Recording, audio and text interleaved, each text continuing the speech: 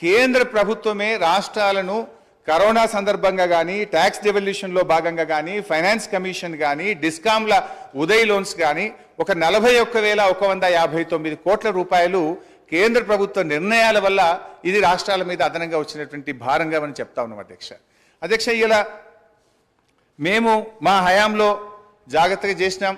ఒకవైపు కరోనా, మరొక వైపు కేంద్ర ప్రభుత్వం యొక్క వివక్ష.